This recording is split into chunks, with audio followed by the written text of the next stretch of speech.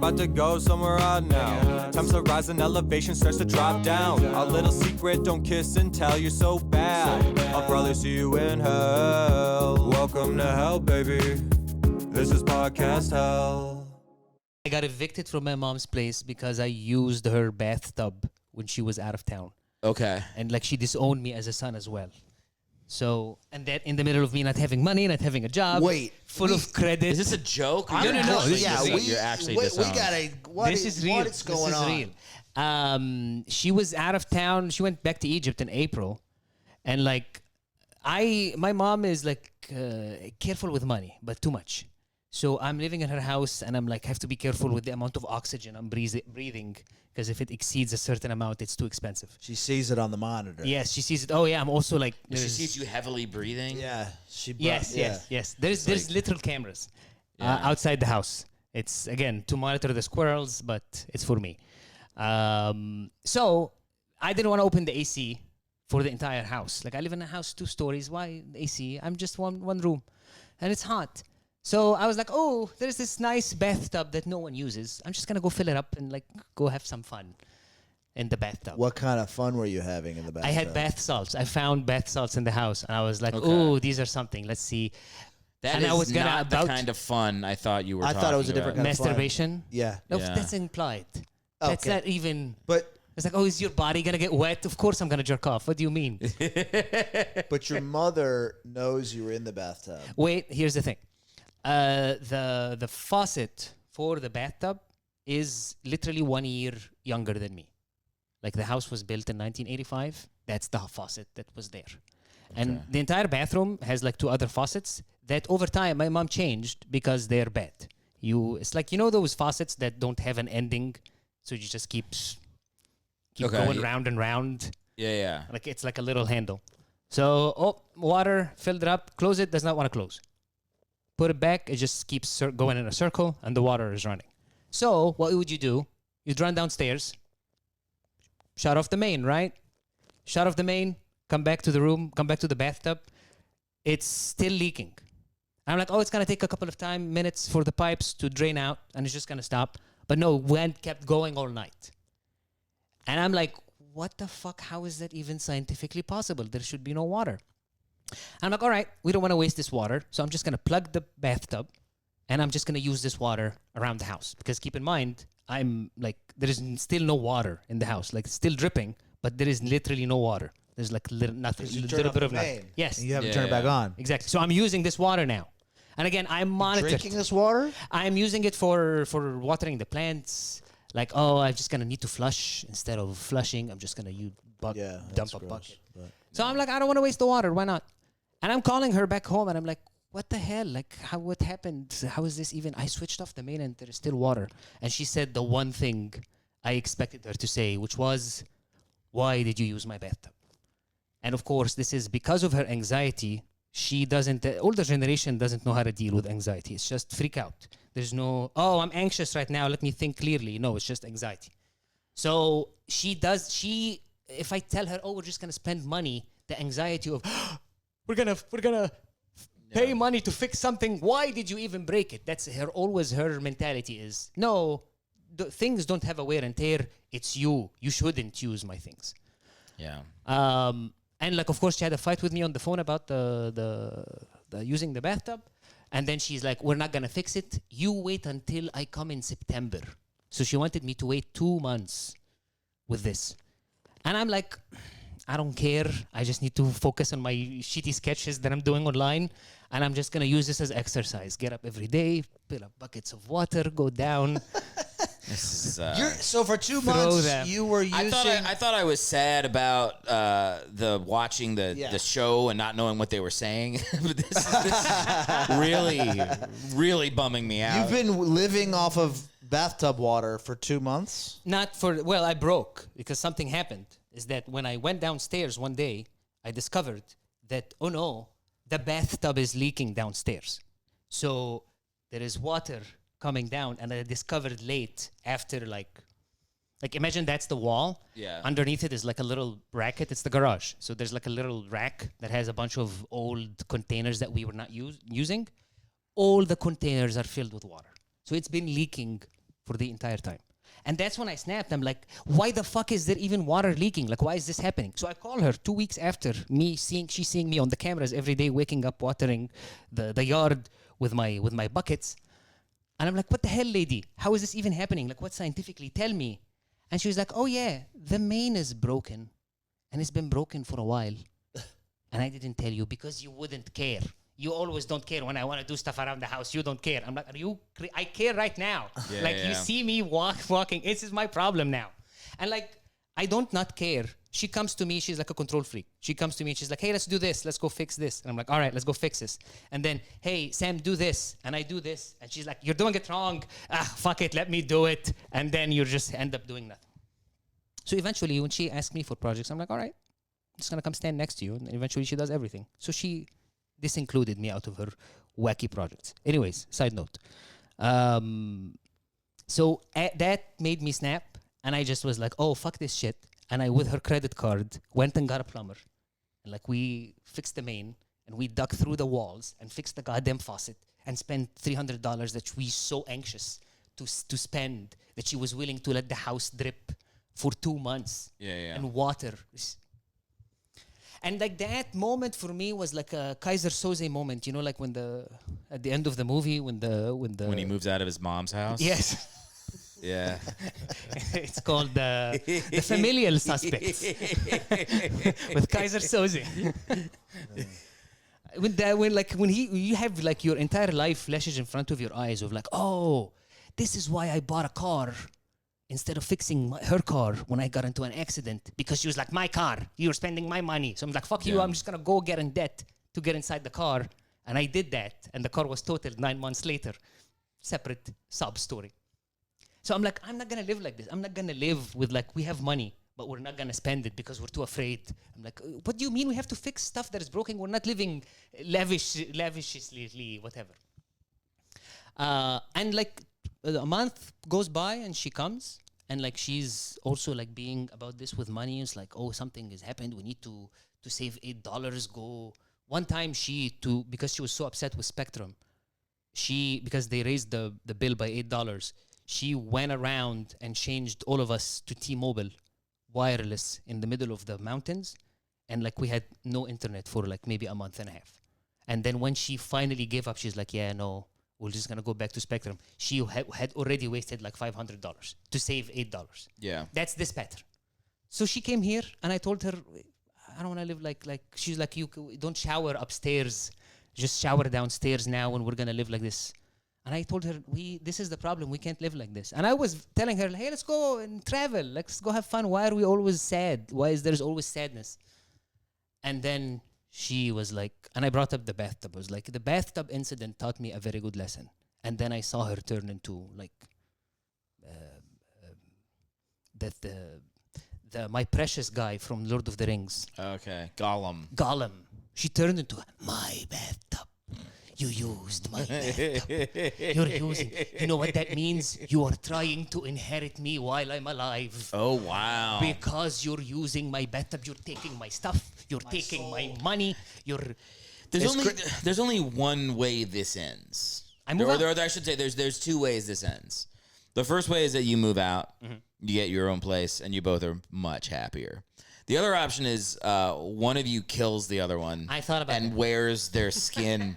And just and like somebody comes over and your mom's like, my Sam is still with us, and just puts your face on top of hers. Like there's literally the only two options. It's not that far-fetched. As crazy as this story is, I do want you to know you have a community.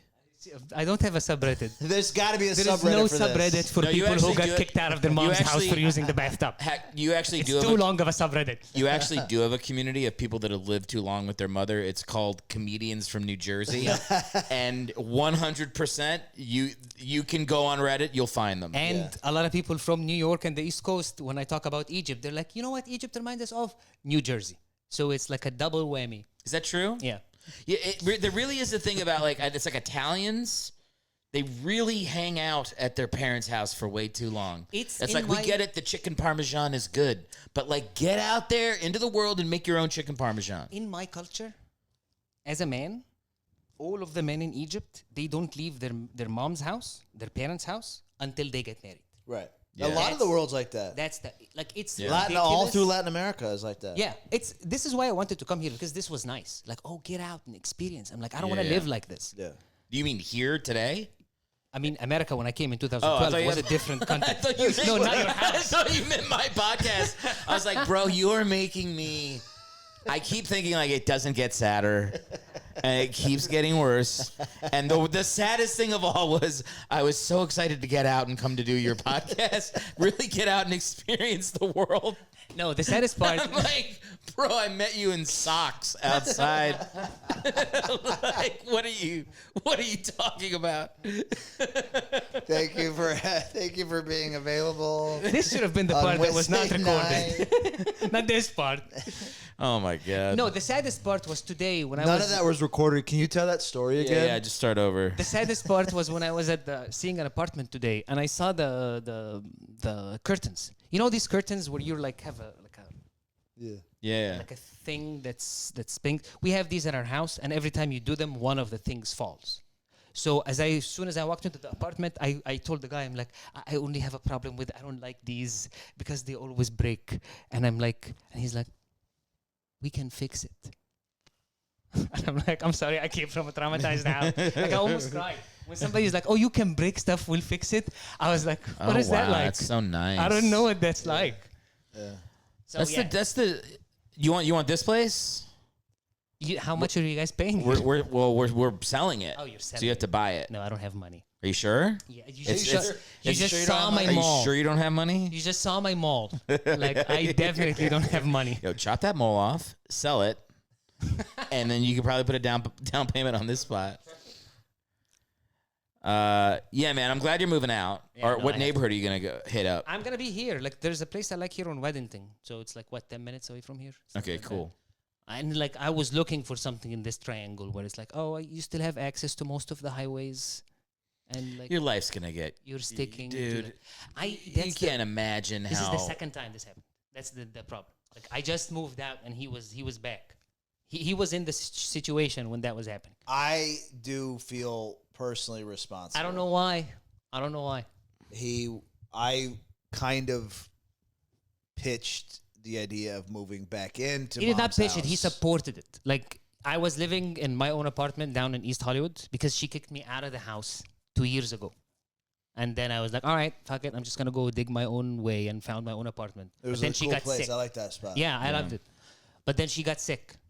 Like, I literally went to see her once, and there was a gash inside of her head like this on the side. And then I walked in. She looked pale. Like, she looked really dying. Was she sick or was she like in a fight? No, she's chronically ill from, I don't know. Like, she's a one child out of 11. Uh-huh. So how do you get attention as a child?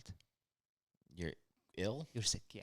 Yeah. So part of it is real, part of it is made up, and we can't tell anymore. Like, we're at a point where she's like, I have cancer. I'm like, okay.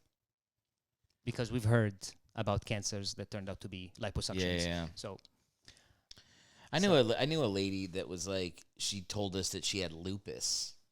She'd be like, I have lupus. And I remember, like, as a kid being like, did you go to the doctor? Or you just not like doing stuff? But they want because the you can attention. also just not like doing stuff and say you have lupus. Yep. Anyway, she's very alive and definitely doesn't have lupus 20 years later. So I'm pretty sure it doesn't go away. I think she just made it up when I was a kid. It's a lot of people like the attention of, Yeah. and that's why they pick diseases that you can't have follow up. Like, who has lupus? Well, Do you have any follow up? Oh, my cousin has lupus. I know questions. I can bust your lie. You can't. I think it's okay. Look, it's if you're gonna do that to yourself and just make up. I always say, like, those people, like your mother, but not just her. Like anybody who's like making up an illness. It's like, as annoying as it is to have to be like, okay. It's like you walk away from that person and then they have to be that person every minute of their life, and their only interactions are with people who are having a very strong feeling towards them because they're who they are. So like they suffer much more with their personality defects than I do, having to interact with them briefly. But it's really hard to have. It's hard. Yeah. It's just unchecked mental illness, and At least she's not like making you sick. Like sick. She's not sick sensing you. You remember where like Misha Barton's mom is pouring stuff into her soup? Oh. And it kills the. You guys remember Sixth Sense? I don't want to make this sadder or about my mom. Do you remember the movie The Sixth Sense? Yes, I remember it. I've seen it a couple of times. Well, there's a ghost. It's Misha Barton as a little girl, and her mom is. I thought it was Haley Joel Osment. Well, she was one of the kids that he was. She's like, one of the kids that he saw. The dead kids that he sees. But like her mom has Munchausen syndrome. Munchausen is where you make your kids sick so that you can mother them. So that you can be like, oh, my poor daughter. My poor daughter's had a tummy ache. I didn't know that it was Munchausen. Munchausen by proxy. Oh, I think that's the one where it's like you. I know about these from punchlines. I know about it. Oh, I first learned about it from the Eminem song where he was like, victim of Munchausen syndrome. Because his mom used to like try to say he was sick when he wasn't. So I think Munchausen by proxy is where you do it to. That's what I love about your culture. You guys have names for everything. Like I can just call my mom crazy. Like there is nothing. I don't have like a fancy name to say. Like a fun name. Yeah, but this is nicer because it's like a lot of times when the thing has a name, you're like, that's a thing. Oh, hoarding. Oh, that's a thing.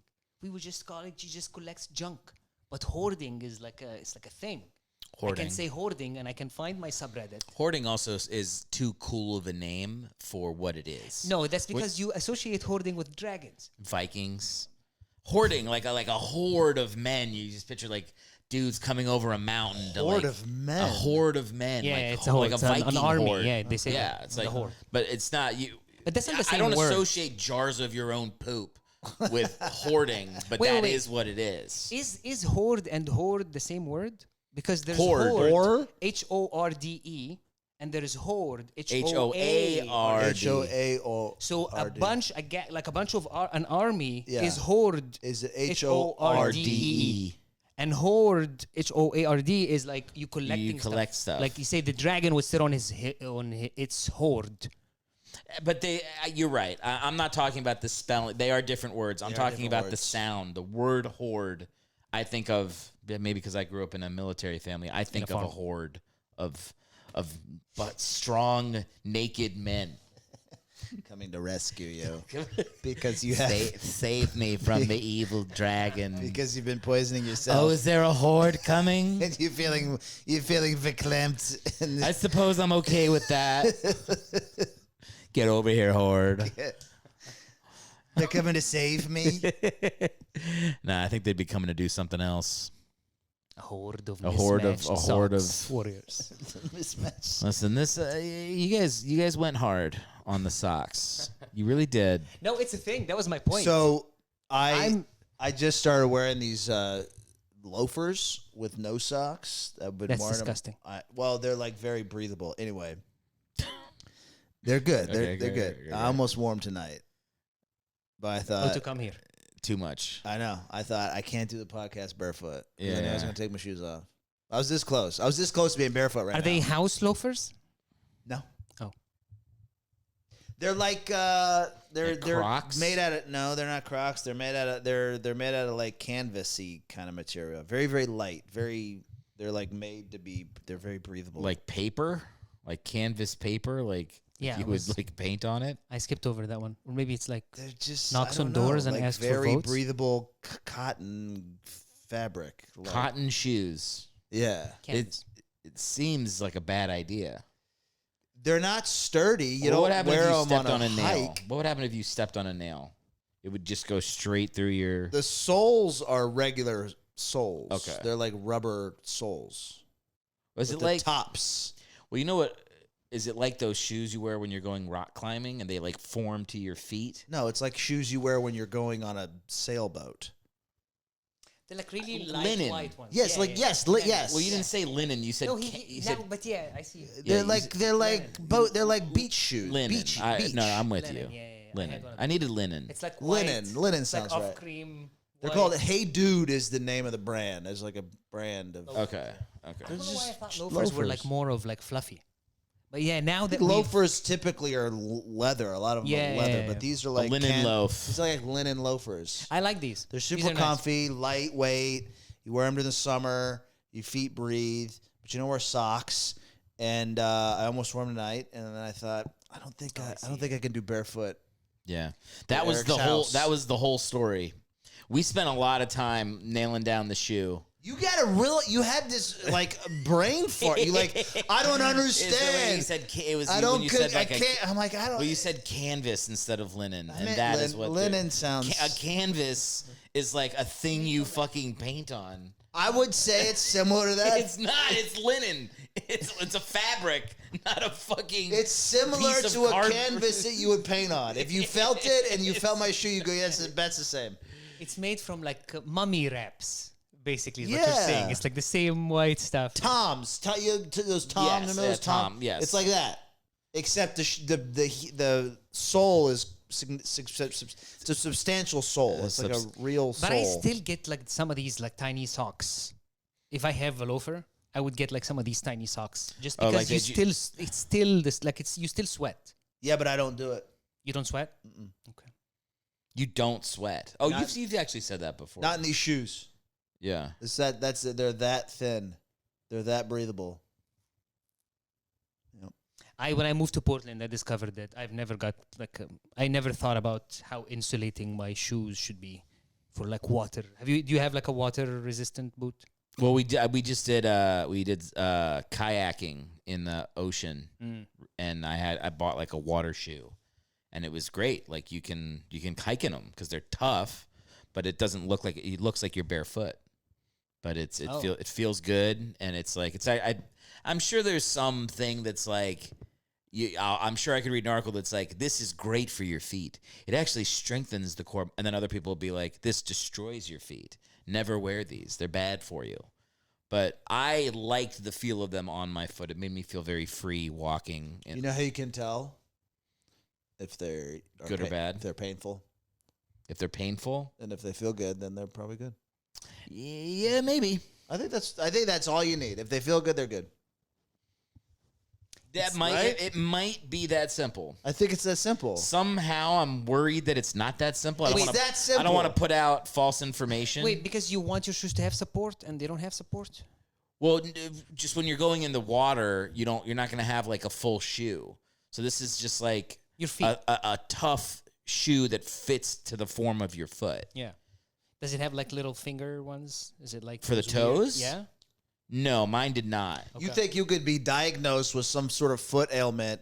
I have a foot ailment. Yeah, but my feet feel fine. And no, they're fucked up, but they feel fine. I have a foot ailment. I have plantar fasciitis. Oh, what's that? And the doctor told me like if you get soles that just like hold your foot in place so it doesn't go down and it's not painful, you're not building the muscle to like when you're just walking around your house to like walk properly. So it's actually better to have a shoe that doesn't have the support, and you teach yourself to like arch your feet when you're walking where your arch should be. And then Rob Stern, our friend, I told him that, and he was like, what the fuck is he talking about? Just get a sole in your shoe that makes it not hurt. And I'm like, no, I think you're supposed to like train your foot on how to, and he went hard in the paint against it. And I did not get the sole, and now my plantar fasciitis is basically gone because I've taught myself when I'm walking to like walk in a way that I'm like flexing my foot. So the arch is now there, even though it's not. It's like you're like basically doing like crunches. It's like from the bottom of your foot. Basically, I have an issue with my foot. I've shattered it years ago, and it's a horrible. I have pain every day. Yeah, and I bet you if I did this, you basically flex your foot, and then there's exercises I do with a band where you like strengthen that muscle right here. You like basically flex up like that, and then when you work out, you also work out like your calves because that's like the fascia is connected. So it's like a whole. I went to like a personal trainer for 3 months. And then fucking Rob Stern was like, fuck him. I'm like, well, this guy probably knows more than you. It was a whole fight. Wow. We're feet ignorant. Like I was just talking about how every single time I'm looking for an apartment now, if it has carpet, it's a deal breaker. Ugh. Just because me standing over carpet for the year that I've been living there, I feel it in my hips. Like because you almost have to stand to kind of balance yourself on carpet. I have to tilt a little. Yeah. So I'm standing like this the entire time. And when I go outside, like when I was walking on the street and waiting, I found myself like crouching as if I'm on carpet because I'm used to this. What's your move out date? Whenever I figure out whatever magic trick I need to make.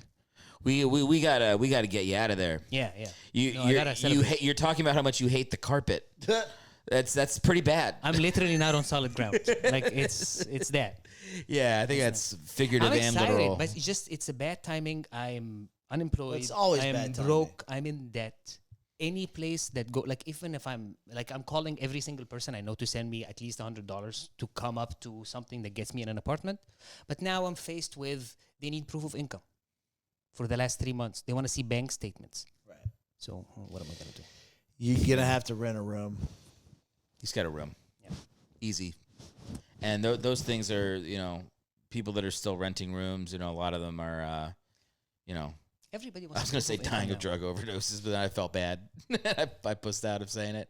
But no, those rooms are opening up all the time. Yeah. People are having, they're moving back. They're moving back in with their parents, so then you can fucking come in. There's got to be a Reddit thread. Guys, I'm going back. Yeah. Somebody take the room. Yeah. I gotta leave right now. I know it's not mid-month.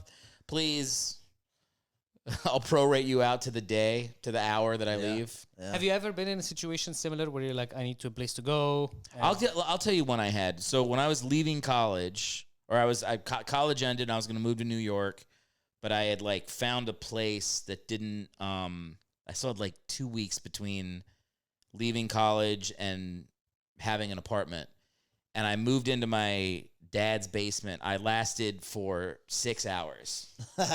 Literally 6 hours.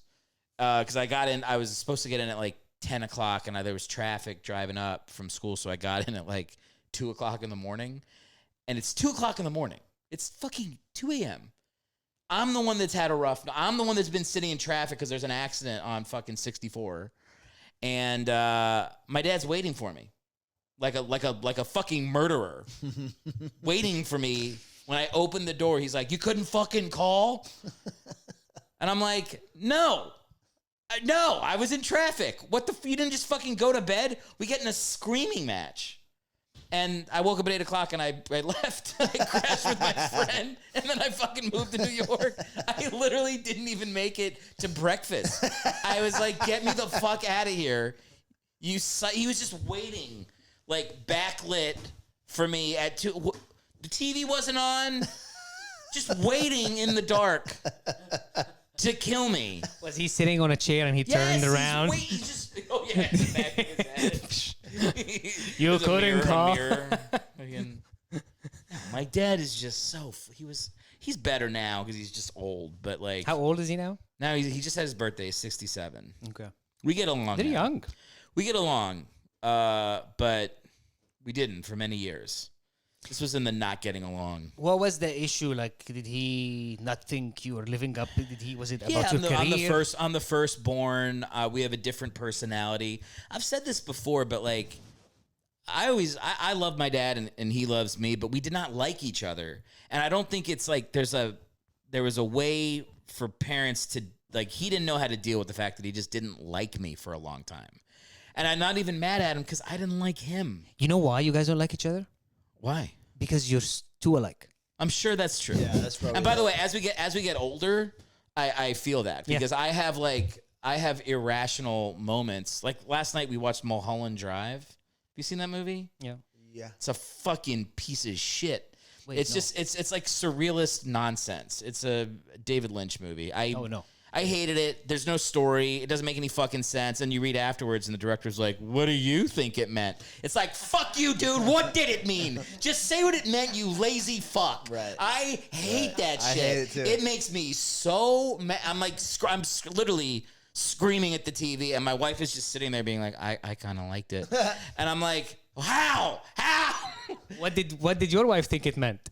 She Googled stuff, and she was like, it meant this. And she was just like, she was saying what people who can appreciate surrealist art say, which is it's the stream of consciousness and appreciating the the feel and the vibe of the movie. I'm like, if I wanted to do that, I'd go get a fucking ticket for $10 to stand in some museum that I hate and look at a painting of like a banana with the word fuck and poop over it and be like, I wonder what it meant. It doesn't mean anything. It's just lazy, directionless, pointless shit. How old is this movie? It's 24 years old. It came out in 2001. Okay. But anyway, the point is I'm having this reaction, and I just go upstairs, and I lay down in bed, and I'm like, this is exactly the kind of shit my father did. Right. Where I was just like, as a kid, be like, what the fuck is that dude's problem? And I catch myself in those moments where I'm just being like irrationally defensive or like attached to an idea and not able to let it go. And it's like, yeah, he fucking programmed my brain. As a kid, like I was his firstborn son. You get the highest concentrated dose of your parents' bullshit when you're the oldest one. The more I talk to my dad and my mom, I realize that we literally we take their shit. You take his personality and you take her personality and you diffuse into you. Yeah. So, for example, all of my money problems, I talk to my dad and he's like 76 years old and he's like, I'm broke. The money comes here, I'm like, you're living in the same energy that I'm living in. Oh, that's what I inherit. And when you listen to my story about how my mom was living in the house I was born an immigrant. I was born in Qatar. So they were there living like I'm living right now in the same, where is the money going to come from? That you inherit. So when I'm telling him, this is something that I've had my entire life. When I'm sitting in a room and like my mom is in the house, I always feel like any second right now, the door is going to open and somebody's going to barge in. And I'm always sitting in this anxious energy. And I'm telling him this as I'm complaining about my mother. And he's like, I have the same feeling. I always feel that somebody's going to walk into my room. So I got that from him, like something that I've carried. And I thought it was my personality. And I found, it's the trauma. It's because this happened when I was a child. So that's why I'm like, nope, I just inherited the same. It's epigenetics. Yeah. You whatever genes, whatever feelings or emotions that your parents were going through while they were in conception with you, the genes almost feel them and they pass down. Right. Yeah. So what about that's you? What do you got from your parents that you... What is the thing you hate about your dad that you discovered? Well, I have two dads, and I think I'm a pretty good mix of the two fathers. Yeah. Interesting. Yeah. How does the real dad cool with the stepdad being equal part you? I keep that separate, very, very, very separate. Yeah. Yeah.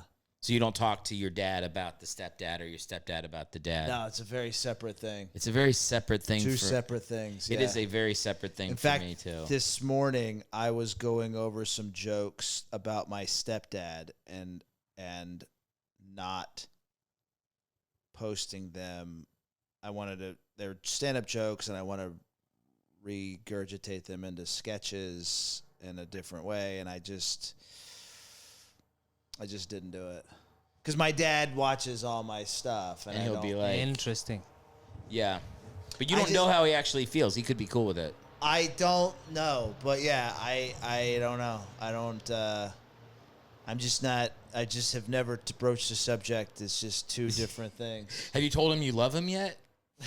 Because remember, like a year ago, you were like, I'm going to tell my dad I love him. That was my stepdad. Oh, did you tell him? I don't think so. You're waiting for someone to die. You're like... My real dad, I tell all the time. My stepdad, I don't. Interesting. But you say your relationship with him is better. My stepdad? Yeah? Yeah. And you still can't tell him you love him? It's a little bit gayer because it's not full dad. So it is just telling a man you love him. It's not it's not because he's not full dad. It's because he is like full. He is full dad, and he's very like just old school gruff. Men don't cry. Men don't. And so I don't want to tell that guy that I love him because men don't show emotion. And that's not crying. Don't cry and tell him you love him. Just be like, I love you. I know. Say it hard. I said it on a group call. I talked to them a few weeks ago, and I was on speakerphone with him, and I said I love you, but I was using the plural you. Easier. And he said love ya. He said nice. love. Oh, I think you can say it then. Yeah.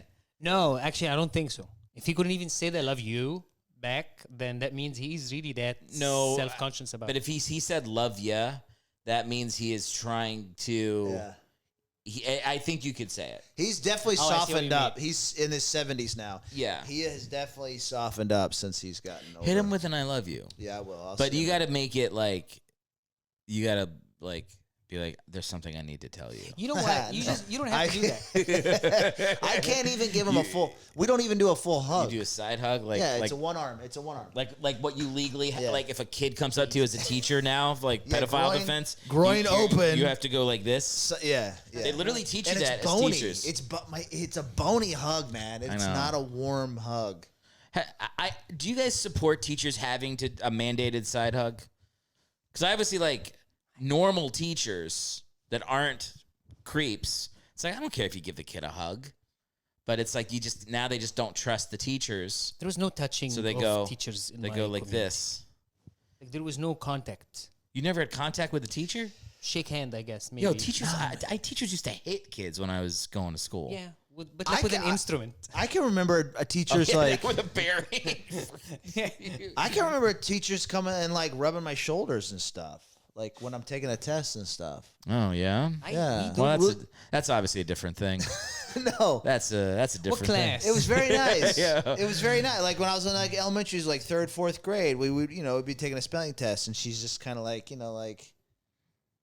not sexually, but just kind of giving a little pat on the back. Yeah, just like a little, and you're just like it was nice. It felt like you're like yeah.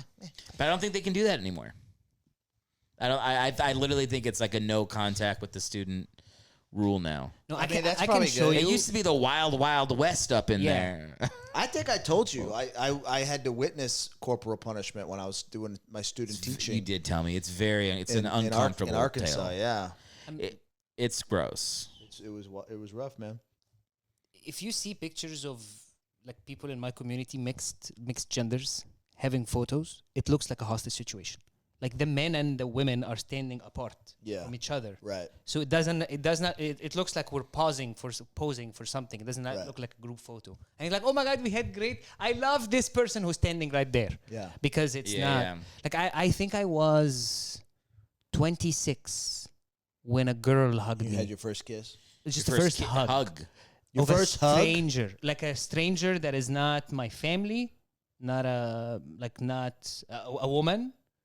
That she was like, we were working together and she was like quitting, and she came from like an American school, so she was so liberal, I guess. She was like, okay, I'm gonna miss you, and she did this, and I didn't know what to do, and I'm like, we're doing this. She gave you a hug. She gave me a hug, and it was so awkward.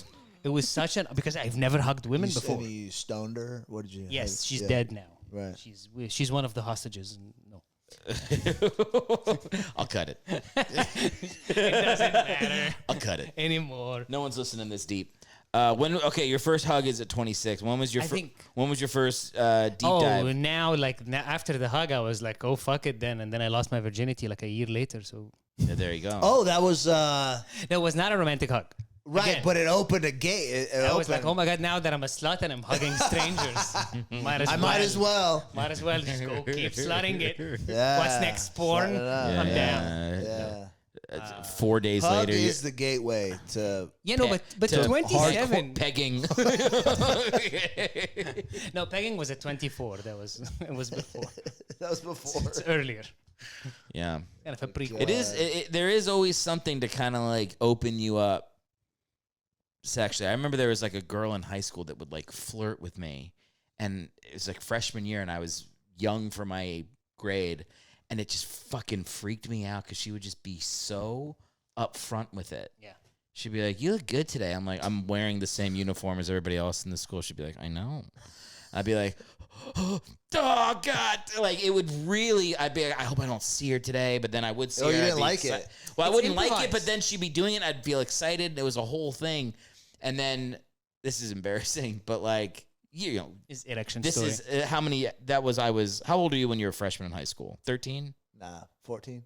Yeah. Okay, I think I was 13 when I was a freshman. So she followed me on Instagram, like not that long ago. And I wrote her a message. Well, this is recently embarrassing. This is very recently. Okay, great. So I wrote her a message. I was like, oh my God, yeah, hey, blah, blah, blah, what are you up to? And she's like, and immediately her first message back, she's like, you look fucking good. I hope you're, and she just went right back into it as if 30 years has not been between that interaction. And I showed Liz. I was like, Liz, I didn't do anything. Look at what I wrote. Nothing. If you ever come across this message, I did nothing. This girl's been on my dick since I was 13 years old, and it hasn't Wait, and you guys stopped. never slept together? Huh? All of this flirting never led to anything? No, she stopped going to our school after my freshman year. So I literally had not seen her since I was like 13 or 14 years old. And then she messages me when I'm 38, knows I have a wife, and is still fucking all over good. it. Yeah. Yeah. She was a man is as faithful as his options. I don't think, like, women like when men are in a relationship because it's like, oh, look, he found someone. Like, there is, he has a value. He's been vetted. Yeah, he's your value. He's pre-vetted, yeah. So, but it's not, it's not a deterrent. There's no danger of me cheating. I'll never cheat. All right, now that we said this on tape. No, I literally had the conversation with my wife the other night because she was like, sometimes when you say you're never going to cheat, I wonder if maybe this is like the most Machiavellian scheme of all. Like, you can't stop. And I'm like, no, it would destroy me. I'm like Catholic guilt, even though I'm not Catholic anymore. I run on guilt. It's in there. I run on guilt from mistakes I made 20 years ago. I still think about and have nightmares on. So I'm like, no pussy would be worth what I would do to myself to cheat. It's not even like it's like there's like the part where I don't want to do something shitty. I don't think anybody that wants to cheat loves the part where they're cheating. They just can't stop themselves from the... It's new. It's new. It's impulsive, like we were talking, because if you think about it, you would stop. But usually it's like, oh, it's new, it's exciting. It's right there. Just let me a little bit more. I said, there's no harm here. Yeah. And then it just turns. This is what I was saying. There was a... this is what I told my wife last night. This is very vulnerable stuff. That's why I'm saying it at the end of the podcast, because nobody listens this far in. But like when I was in college, there was like, I had a girlfriend, but we went on spring break and she wasn't there with me. And I was like, I remember I was in a hot tub. There was a bunch of us and there was a really hot girl in there. It's hard not to cheat in a hot and tub. everybody wanted to leave and the girl was staying and I was like, I'll stay too. That's all I did. I didn't do anything. I didn't make a move. After about 3 minutes, she gets up and leaves. And I remember just sitting in the hot tub being like, you fucking piece of shit. Why did you stay in this hot tub? You don't even like hot tubs that much. You fucking... And I still have nightmares of where I'm back in that hot tub. Dude. And I'm like, what a piece... It's just like you haven't forgiven yourself. I have a recurring nightmare where I cheat on my wife, but where I'm at spring break. And it's like from that thing. It's from that memory of when I was 20 years old. Yeah. I'm still like feeling bad. You about opened that. the door to cheat on your girlfriend 20 years ago. And didn't actually cheat. Did nothing wrong. But the fact that you just stepped into the room. I stepped into the... I didn't even step in. I stayed in the tub after my friends And you're left. Still beating yourself up over it. Still subconsciously in there. So when I was young, I used to shoplift. We all do that, right? I did some shoplifting. Right? Yes. Never did I do that. It wasn't like I wasn't shoplifting something important. It was just, I'm just going to take this That's what gum. shoplifting is. Yeah, it's just like gum. Otherwise, it's... Okay. Just to feel alive. Otherwise, it's and I was a What's child. with the arsenic. third degree, Ross? He's doing didn't some know better. shoplifting. There's nothing wrong here. I was We're having a shoplifting good little time. things. Yeah. Otherwise, it's like arson, like grand It didn't theft. feel like, you know. look, they have all of this gum. If I take one pack, like it was coming from that. Anyway, Yeah, sometimes you take someone's life. Yeah, Just yeah, a little yeah, shoplifting. yeah. but here's my Just point. take a little. I stopped after having a dream. I had one dream where in the dream I was caught. I never got caught in real life, but I just 'cause got you were caught in this good. dream. And the shame from the dream made me stop shoplifting. But I don't still have that dream. I still don't have that fear. So why are you still having that fear of something that even if it was wrong, it didn't go through, you didn't get caught, nothing happened, but it's over. And you learned from it not to shoplift again. Yeah, yeah. So why are you Because still you afraid? still feel it's when you're not. I have a recurring dream that I've had for the last 21 years. and it's I'm back in college. I was a college swimmer. You guys, and I have one more. The dream is I got one more year of eligibility. Oh, it's not. It's a little bit different scenario every time. A little bit different people every time. Wait, what does that mean? The pool looks a little bit different every time, but it's the same situation. And I think it's not the same as what you're doing on. Huh? What does 1 year of eligibility that they're gonna kick you out or like? No, it means like I got one more season left. In college, you have 5 seasons of eligibility. He used 4. Yeah. So technically, he could go back for a graduate degree and swim collegiately for 1 more year. I see. Okay, got it now. But what I haven't let go of in my subconscious brain, because my college career sucked. I was a shitty college swimmer. It just didn't pan out for me the way I thought it was going to happen. And so, like, I'm still holding on to that unfulfilled thing that I thought was going to be. And you're still holding. I think maybe I want to still fuck that 20-year-old. No, I think and I'm not a dream analyst, but to me, I'm very, very couch, armchair psychologist here. But it's like whenever you're feeling maybe a little bit down or a little bit like nervous about something, that self-doubt comes up, and then your brain can totally just it's readily available. Yeah. For your brain to just be like, remember when you were a piece of shit? Yep. I do think that's what it is. Yeah. Because it is like when I wake up from that dream, I still think it's real. Yeah. And I'll be like sitting in my room, because I start work at 6:30 in the morning, so I'm like half awake sometimes. And I'm just like sitting there for like an hour or two being like, how could I do that? How could I do that to my wife? I think. And then she'll come in and I'll be like, oh, wait, spring break was 20 years ago. No, we're good. It's all good. Like, cause I'll catch myself just being like, not shitty to her, but just being like distant. Yeah. And it's like, literally I haven't like removed myself from the bad feelings of the guilt from that. I think your brain just knows, like, it has a couple of shame moments that you can feeling weird, not even shame, but just weird or anxious about something else. And your brain's just like, boop. You want my woo opinion? Yeah. We're multi-dimensional characters.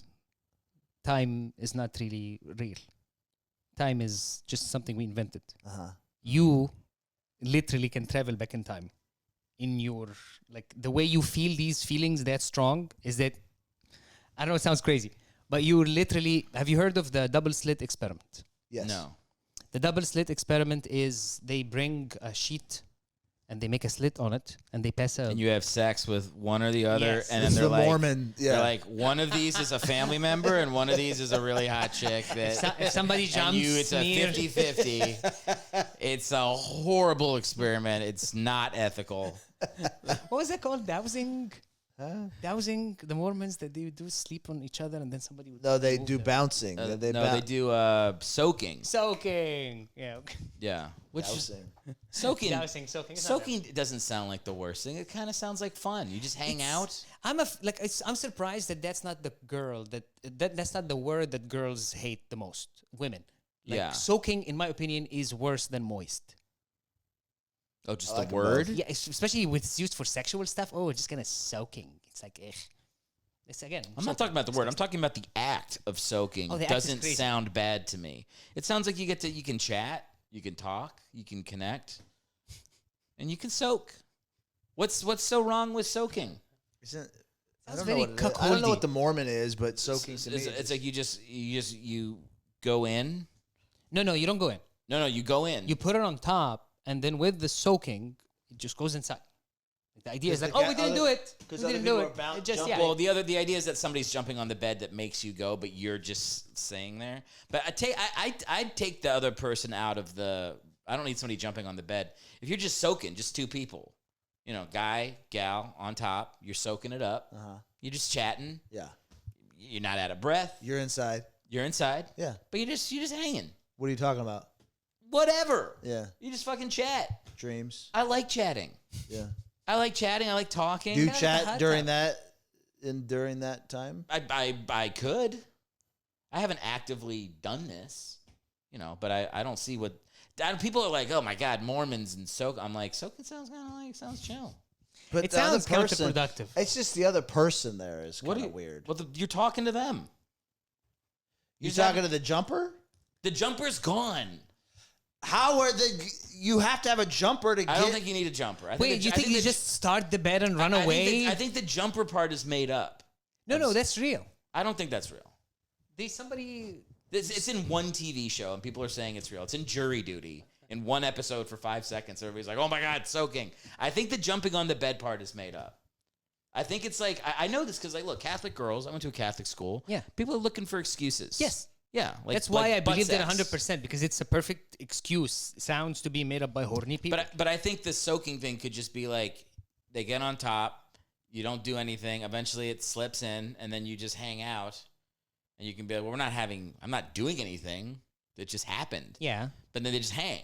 But then with the penis, that nothing is happening. Like, I feel like if I just hang out long enough, I'll go. No. Okay, great. I feel like I don't know if I need the thrust. I'm just being. I think I could just go. No. I think I could go like this. If I go like this, I could go. Or if I look hard, if I focus hard enough on one thing, I could go. I don't feel like this isn't the best part. There is hands-free orgasm. The thrust it's isn't the best part for me. I'm a visual man. What is it? I read a motivational thing today. It's not like the first stroke and the second stroke don't really get you to the end, but they're as important. You can't get to the end without the first and second stroke. So keep stroking. It's motivational. I saw a video on. Oh, sorry, you go. I was just saying. I have a button undone on my britches here. Oh, Speaking of thrusting, I saw a video of like a guy like daring his girlfriend to like pretend she was the dude and do the thrusting for 10 seconds. Yeah. And like after 20 seconds, she's like, good Lord, this is hard. It's like, yeah, it's a fucking workout. It's like a full abdominal. Yeah. Like, you know, the ab slide? Yeah. Remember the ab slide? There is a workout in the gym that when I was introduced to, it was called the fucking workout. That's how it's like you do this up and down. On something. Are you talking about, because there's another one where you put like weights here and then you just thrust up? I only see women doing that at the gym. A lot of women do that. Because you need to strengthen this muscle. Like it's a muscle in the back. So it was like your legs become stable on a thing, and then you're leaning and you lean up and you keep leaning up, and the idea is to build this muscle because that's like the thrusting muscle. Oh, but that's, again, this is Egyptian gym culture. I don't know if it transfers to here. It's just 300 Egyptian men doing one workout in unison, thrusting together. That's all we do is this one muscle that we care about. That's why we all have bellies. Look, it's not a bad idea to have a sex-specific. I was like, in my head, if I have a ton of money, I'd be like, hire a personal trainer that's like, I'm just gonna be like, make me the greatest quarterback I could be. Like, just like a fat 5'8", 40-year-old man who's never played organized football. But hire like fucking Drew Brees, 4 months, put me through QB camp. How good could I get? But it could be that for anything. It could be that for basketball. It could be that for baseball. Just like max. You want to do it for sex. Max me out. Yeah. But then you'd have to get like some sort of, Fabio character to come and be like, 4 months, make me as good at sex as I can be. And he puts you through a circuit, like a circuit training. Yeah. And I bet they'd have that Egyptian thrust workout. Of course they would. Getting rotated in. Yes. Of course they would. There'd be some mind exercises. There'd be some cold plunges. Why the cold plunges, you think? Just to for the penis to. It's literally just breathing exercises. That's all you need. There'd be some edging. The cold exercises are for your penis? I threw that in there. Cold therapy. But I think edging would be part of it. Because I think of ice water as very bad for your penis. But think about, I think if you're doing, I don't know, maybe you want to do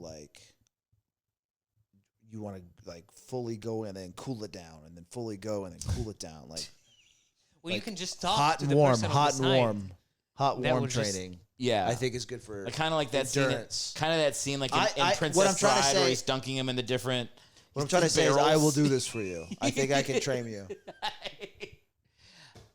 You're going to manipulate the temperatures that my penis is in? That's just a cup with ice. Eric, it's for the training. Yeah.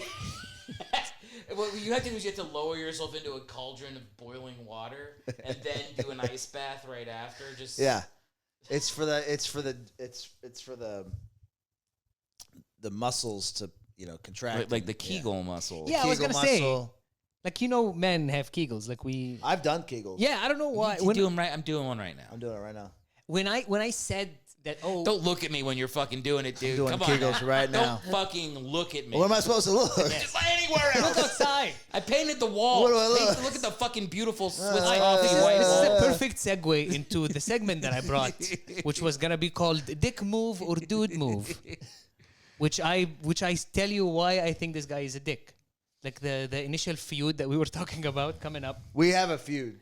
It's You have a not few. really Te- a feud. look, but it's tell like me a the few, but then we gotta fucking go because I think we've been going for like 2 hours. Okay. I just want to know, as a person who you critique other people's comedy work, right? Like, we've all been there. You go to, I think he has a bit about it, but like, you go to someone's play, and like after the play, you didn't really like their performance, but A you don't want to play lie. or a stand-up thing? A stand-up or whatever. Like, In my bit, it's a play. Say. But, yeah. Okay. do the bit. Or like tell the joke of the bit. You don't do the Jeez, I bit. just all of a sudden have Just to a tell small part. a Okay, I'm joke gonna from ruin 10 it. years ago. I'm gonna ruin it then. It's the idea is that like you want to still be nice to your friend, so you kind of say something that is not really about his performance because you don't like it. You're Yeah. like, oh, the lighting was great. Just because the curtain closes doesn't mean the bad acting is over. It just means now it's your turn. That's a good bit.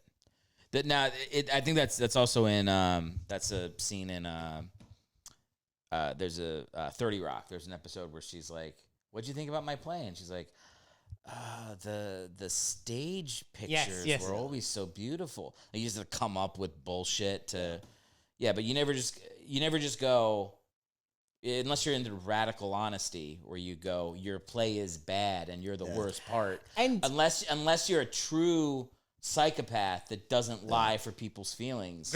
Great. You have to dissuade. A couple of years ago, I was doing a sketch, and I was like new to AI, and I wanted to make this dumb parody. It's a sketch with no reason whatsoever, and I agree, it's not fun. Like, it's not my funniest stuff.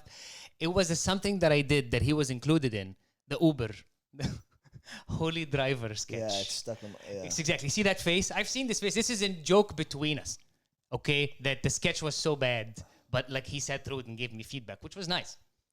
All right? Like, years passed by, come to last September and like last April after the show. And like I started playing again and I found the sketch and I was like, oh, I'll just play with it. And I kind of remade the sketch and it looks much better and it's like nicer. And I sent him the clip and I was like, I sent him the text telling him, just because you were part of the initial abuse, here is the final product. Yeah, and I sent him the sketch. He responded at 4 a.m. telling me,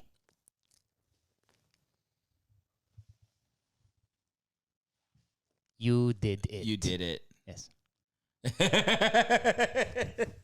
Dick move or dude move?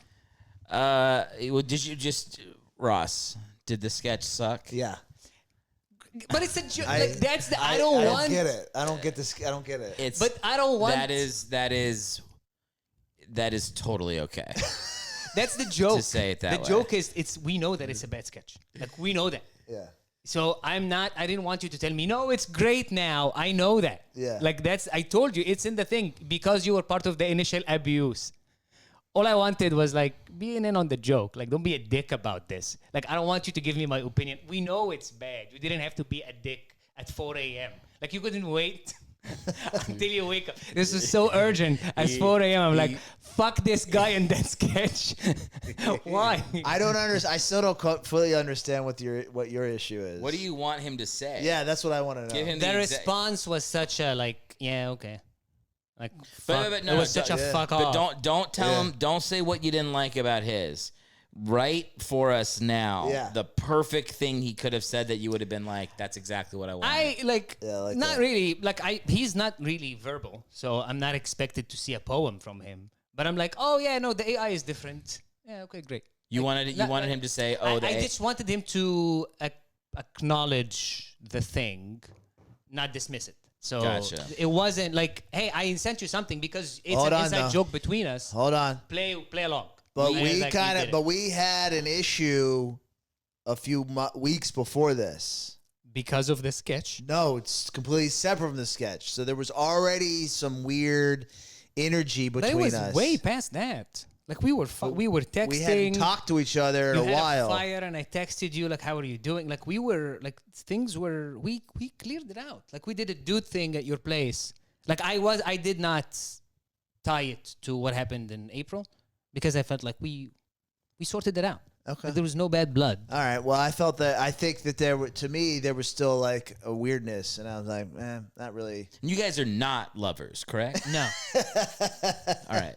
Just want to verify this. I've known Sam for several years. We were very close friends, and there was a time when we saw each other every week. We would meet every week. We used to do accountability weekly. And we would write together, and we would do a lot. And so we were very involved in each other's lives, both professionally and personally, and kind of like counsel each other and write for each other and pitch jokes to each other.